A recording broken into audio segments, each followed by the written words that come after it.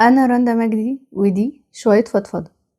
ممكن متبقاش شوية فضفضة، ممكن تبقى رسالة. كل الحوادث اللي عمالين نسمعها حوالينا من اغتصاب وهات كارد وتحرش لأطفال عمرها لا يتعدى ال5 سنين، وفي أماكن متجيش في دماغنا خالص إن ممكن يكون المكان ده مش أمان على ولادنا، والمكان ده مش موجود فيه رعاية كفاية لولادنا، وإن ما ينفعش نبقى سايبين ولادنا فيه من غير إشراف. وساعات كمان بنبقى بنفكر طب نعمل ايه علشان المكان ده ما بقاش امان، نسيب ولادنا قاعدين في البيت؟ يعني ايه تحرش واغتصاب وهات كارد جوه مدارس وباص مدرسة؟ موضوع وصل للمرحلة دي ازاي؟ ومين المسؤول والمفروض يتحاسب على الحوادث اللي حصلت دي؟ دي مش حادثة حد اتخبط فيها هيتعالج وهيبقى كويس، دي حادثة دمرت حياة أطفال ومستقبل أطفال وبيوت كبيرة قوي اتدمرت، أب وأم حياتهم وقفت من بعد الحوادث دي ما حصلت. بيفكروا في مستقبل الأولاد ونفسيتهم وحياتهم بعدين هتبقى عاملة ازاي، بدل ما كانوا بيفكروا ازاي يأمنوا لهم مصاريف المدرسة السنة الجاية علشان يتعلموا ويبقوا كويسين عشان يكبروا ويشتغلوا. بقوا بيفكروا أكاديميك هيتعلموا فين. أصلا هم نفسيا دلوقتي مؤهلين ان هم يروحوا المدرسة ويتعلموا ويبقوا شاطرين في المدرسة؟ ولما يبقوا شاطرين في المدرسة حياتهم بقى الاجتماعية هي كده خلاص بقت مستقرة؟ ما بقتش مستقرة. الأطفال دي هتبقى محتاجة انها تتعالج وقت طويل جدا، الموضوع هياخد وقت وهيحتاج مجهود أكبر من الأهالي اللي كانوا بيفكروا بس على نطاق مستقبل الأولاد بعد ما يخلصوا المدرسة يشتغلوا فين وهيعملوا ايه وهيدرسوا فين. بقى كل همهم دلوقتي ان الولاد يكونوا مستقرين نفسيا عشان يعرفوا يتعاملوا مع أقرب الناس ليهم. لما نوصل للمرحلة دي لازم نسأل سؤال كبير جدا: مين اللي مسؤول ولازم يتحاسب؟ محدش يقول ان الام هي اللي مسؤولة ولازم تتحاسب، لان هي ما كانتش سايبة ولادها عند الجيران، ولا كانت سايباهم في الشارع، ولا كانت سايباهم في النادي وهي بعيدة عنهم. كانت سايباهم في المدرسة، كانت سايباهم في مدرسة في مكان المفروض ان هي ما تكونش موجودة فيه. وما اعتقدش ان في اي حد من الناس اللي كانت دلوقتي بتحاسب الام وبتقول ان هي غلطانة ان هو بيروح مع ولاده المدرسة ويفضل قاعد معاهم في المدرسة. هي غلطانة علشان ما وعيتش ولادها. طيب طفل 5 سنين المفروض ان هو هتوعيه ازاي؟ هتتكلم معاه وهتفهمه حدوده، وان محدش يجي ناحيتك ولا يقرب منك، محدش يخش معاك التويلت، ومحدش يلمس جسمك، ومحدش يقلعك هدومك. دي الحاجات اللي كل الامهات ستاندر بتقولها لكل ولادها الصغيرين. بس ستيل انت بتكلم طفل. هل الطفل ده هيقدر يدافع عن نفسه؟ هل هيعرف يقاوم حد كبير جسمانيا وعمريا بيحاول يتعدى عليه؟ في حالات اغتصاب بتحصل لناس كبيرة في العمر 20 و30 و40 سنة. هل الناس دي عرفت تدافع عن نفسها؟ هل الناس دي عرفت توقف الاغتصاب او التحرش ده؟ ما عرفوش، لان في الغالب اللي بيعمل كده بيبقى عارف هو بيعمل ايه، التكنيك بتاعه بيقعد يخطط له وبيبقى فاهم كويس قوي هو هيعمل ايه والخطوة اللي بعدها ايه وهيهدد الضحية ازاي ويسيطر عليها ازاي. فلما تبقى ناس كبيرة بتتعرض للاغتصاب ومبتعرفش تفلت منه، ما ينفعش نقول ان طفل صغير عنده 5 سنين عارف يدافع عن نفسه او يقول لأ او يمنع الحاجة اللي هتحصل له او ينفذ كلام ماما اللي قالته له. كلام ماما اللي قالته في الموقف ده طفل عنده 5 سنين مستحيل يعرف يعمل حاجة. كل كلام الأمهات اللي اتقال قدام المصيبة دي الأطفال بتبقى مشلولة تماما. طفل بيخاف وبيصوت وبيصرخ وبيعيط، فما بالك حد بيهدده، حد لابس ماسك، حد ماسك له سكينة، وحد بيعمل حاجة هو مش فاهمها. هل الطفل ده هيعرف يدافع عن نفسه؟ مع ان في حالات اغتصاب كبيرة جدا لناس كبيرة في السن بيسكتوا علشان هم خايفين من التهديد اللي تهددوه، بيسكتوا علشان الأذى اللي ممكن يتعرضوا له هم أو الناس اللي بيحبوهم. فما بالك لو طفل جه حد كبير قال له ان انا بهددك ان انا هموتك او هموت باباك ومامتك اللي انت بتحبهم، هل الطفل ده هيجي يتكلم؟ في ناس تاني بترمي اللوم على الام انها ما خدتش بالها ان ابنها او بنتها فيه شوية اذى جسدي. الام اللي عرفت في نفس اليوم هي نفس الام اللي هتعرف بعد سنة او بعد 2 او بعد شهر او بعد مدة طويلة او قصيرة، مش فارقة. الاذى اللي حصل، المصيبة حصلت. هل انتوا متخيلين ان الام اللي هتعرف بعد 3 سنين هي رد فعلها هيختلف عن الام اللي هتعرف في نفس اليوم؟ المصيبة واحدة، الكارثة واحدة، الأذى النفسي والجسدي للأطفال واحد. البيت اللي هيقف زي ما عرف بعد شهر، وزي ما عرف بعد 5 سنين أو بعد 2 أو بعد 3. مصيبة كبيرة جدا. المدة ممكن تأثر نفسيا أكبر، بس لما الخبر بيتعرف، لما الأم بتوصل لمرحلة إنها اكتشفت الحقيقة، الصدمة واحدة. لما تعرف دلوقتي إن ابنها حصل له النهاردة الكلام ده، مش هيفرق كتير ولا رد فعلها هيختلف خالص عن لما تعرف إن كان بيحصل لابنها كده مثلا من 3 سنين. هل الأم اللي عرفت إن ابنها اتعرض للاغتصاب النهاردة رد فعلها هيبقى أقل، أو الغضب هيبقى أقل، أو المصيبة هتبقى أقل عن الأم اللي عرفت إن ابنها أو بنتها حصل له كده من 3 أو 4 أو 5 سنين؟ ففي الحوادث اللي شبه كده اللي احنا بنسمعها اليومين اللي فاتوا عن اغتصاب أو تحرش أو هاتكارد جوه مدارس أو جوه باصات المدرسة، الغلط مش واقع على الأم أو الأب، لأن هم ما قصروش في حق الولاد. هم عملوا كل اللي يقدروا عليه، اشتغلوا كتير جدا وضغطوا على نفسهم جدا علشان يدخلوا ولادهم مدارس كبيرة وبأرقام كبيرة جدا ومدارس معروفة جدا. في أم من الأمهات كانت بتفكر وركزت في تفصيلة صغيرة جدا ممكن ما تجيش في بال أم عمالة بتحكم عليها بالإهمال. ركزت في الباص بتاع المدرسة إنه بيخش ياخد الولاد، بيرجع بظهره بيدخل جوه المدرسة علشان ياخد الولاد من جوه المدرسة مش من بره المدرسة. يعني الولاد مش بيخرجوا له، الباص هو اللي بيدخل لهم. ممكن الأم اللي عمالة بتتهم الأم دي بالإهمال ما كنتش فكرت فيها أصلا. بلاش نرمي اللوم على الأهالي، لأن الأهالي دي دفع دم قلبها عشان تدخل مدارس غالية وكبيرة جدا. الأم اتكلمت ووعت وركزت، الأم كانت بتفكر في كل التفاصيل. يمكن الأم كمان اللي نازلة تشتغل تكون بتضغط على نفسها وبتشتغل أكتر علشان تجيب مصاريف وتساعد في مصاريف البيت علشان يأمنوا لولادهم حياة ومستقبل أحسن. فبلاش نقعد نتهم الأمهات بالإهمال، إن انتي كنتي بتشتغلي وسايبة الولاد. هي ممكن تكون بتشتغل علشان توفر فلوس علشان الولاد يعيشوا أحسن، عشان الحياة بقت صعبة جدا. إهمال. هي اتكلمت ووعت وقالت كل حاجة، وده مش تقصير منها، لأن حتى لو اتكلمت وقالت الطفل مش هيعرف يدافع عن نفسه في الحالة دي، والتهديد اللي بيحصل له ممكن يخلي الطفل يخاف جدا ان هو يقول لأهله حاجة زي كده، يخاف عليهم ويخاف على نفسه. فالحتة دي مش مسؤولية خالص الأم أو الأب، هي مسؤولية المدرسة. نيجي لمسؤولية المدرسة. مدرسة كبيرة بفلوس كتيرة بمبالغ كبيرة. الفرق ما بينك وما بين المدارس الأرخص إن إحنا بنديلك فلوس عشان تعيني الناس على قد المكان اللي انت هتحطينهم فيه. لو هتعيني عامل، المفروض ان انت تكوني سائلة عليه وعاملة فيش تشبيه، وكمان تكوني حطاه تحت إشراف حد أعلى منه وأكبر منه خبرة وأكبر منه مسؤولية. كل حد لازم يكون فوقيه حد علشان يشرف عليه. وفوق كل ده كل المدارس لازم تكون متراقبة بالكاميرات في أدق التفاصيل، في أقل الحتت اللي ممكن ما تجيش في خيال حد خالص.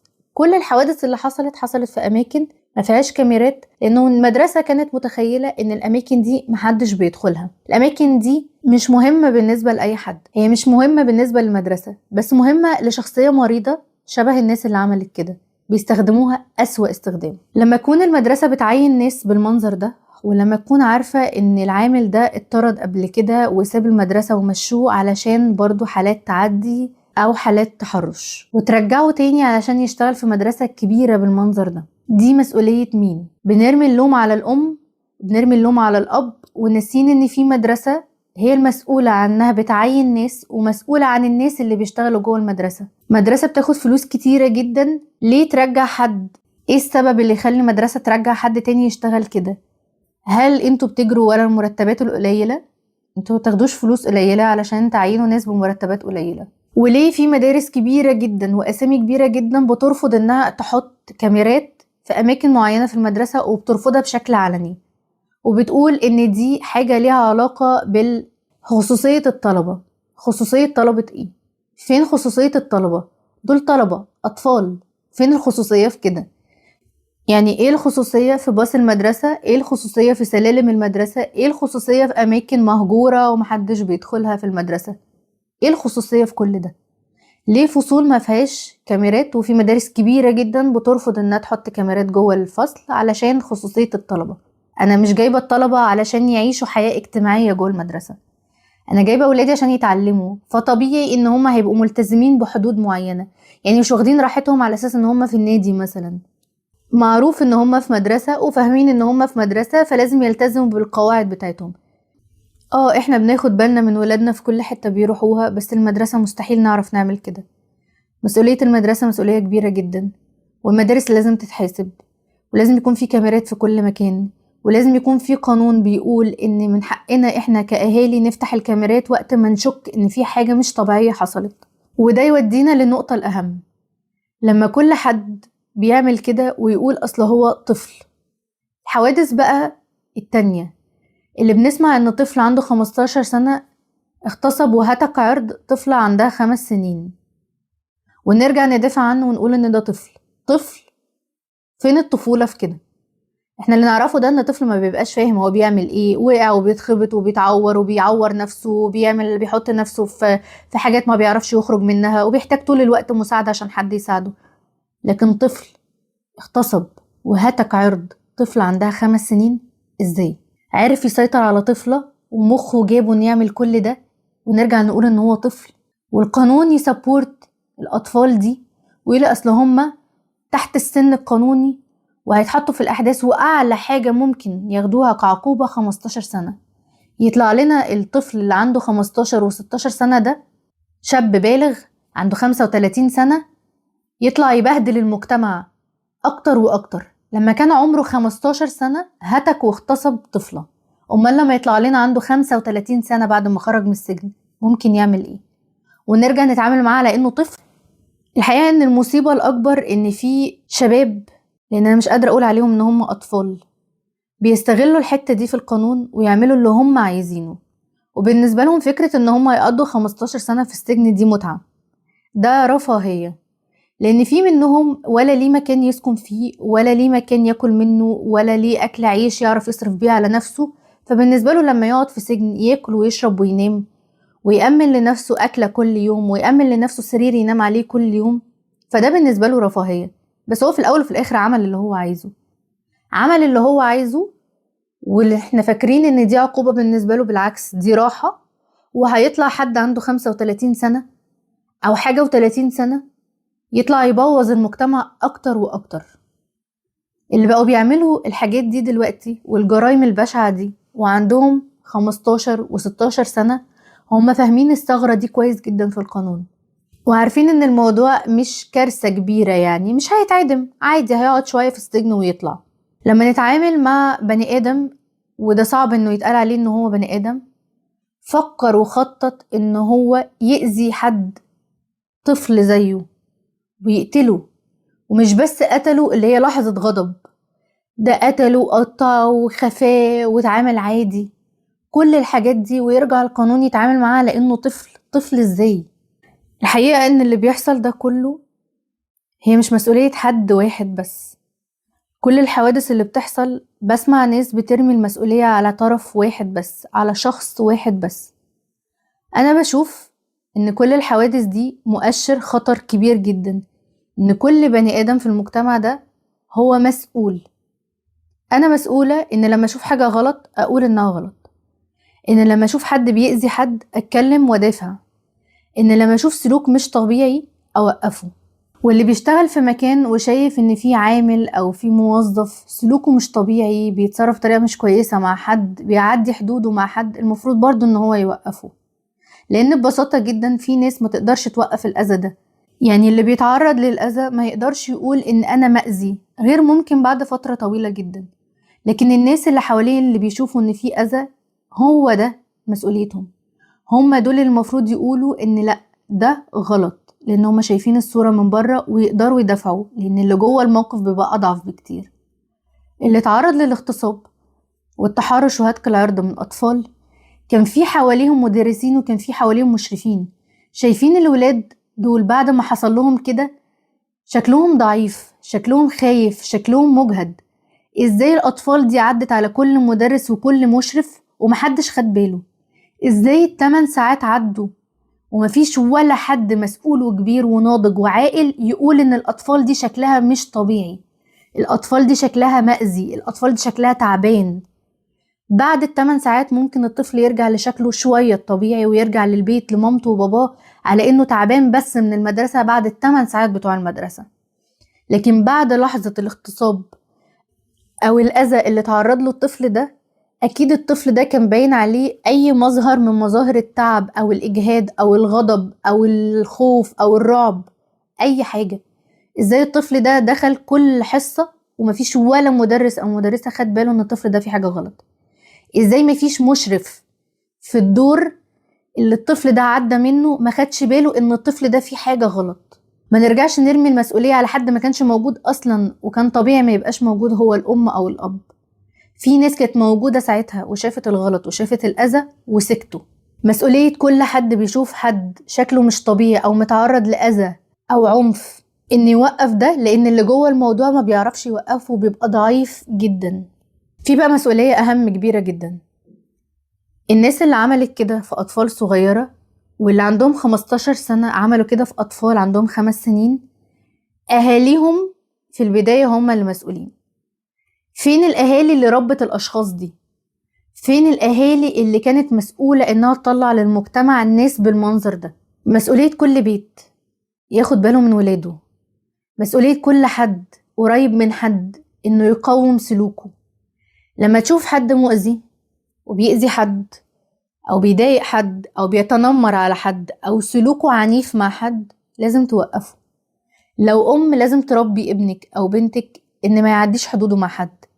في أهالي كتيرة جدا للأسف بشوفها بتقوي عيالها على إن إئذي أو تنمري أو تريقي، ضايقي، غيظي، وقعي، زقي، اضربي.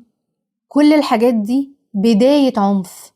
في اهالي بتبقى شايفة ان لأ، اصل انا عندي بنت فلما بقول لها كده انا ما بعملهاش حاجة، اكيد مش هتأذي حد. لا، هتأذي، هتطلع للمجتمع بنت مؤذية، بنت عنيفة مش متوازنة نفسيا، فهتأذي كل حد يقف قدامها.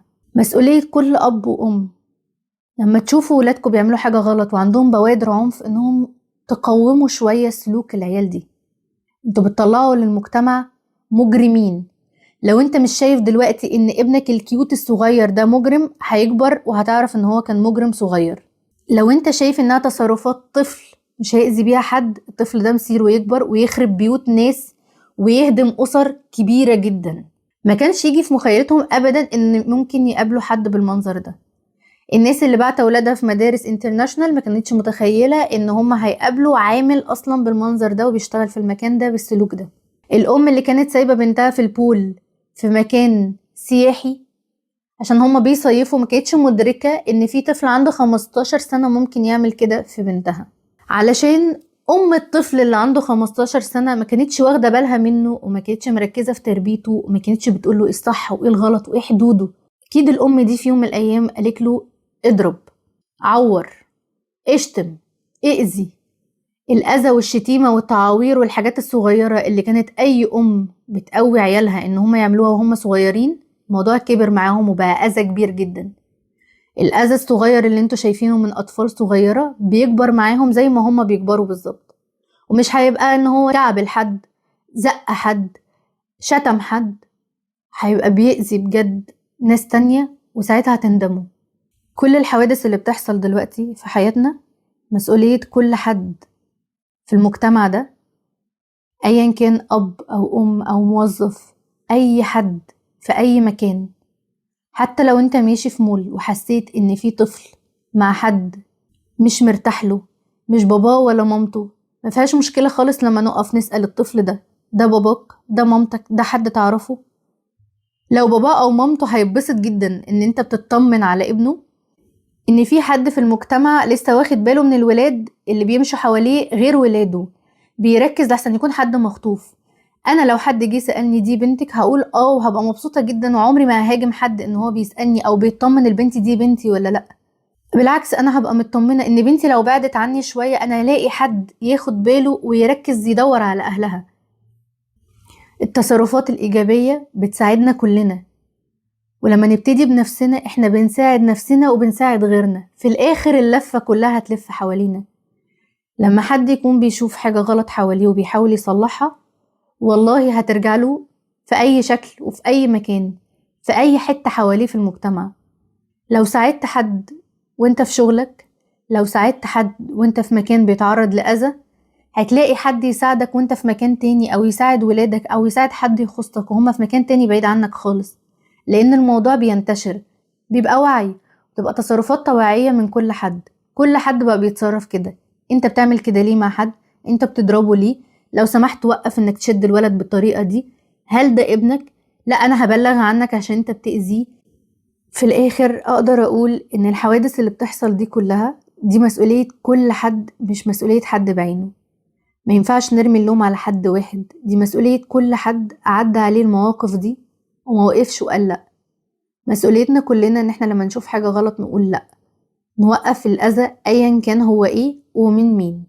دي رسالة لكل الناس. ابدأوا بنفسكوا وبلاش تقولوا أنا مالي أو اشمعنى أنا اللي هعمل كده وأنا ماليش دعوة. كل الكلام ده في الآخر بيرجع لنا واحنا كلنا بنتأذي.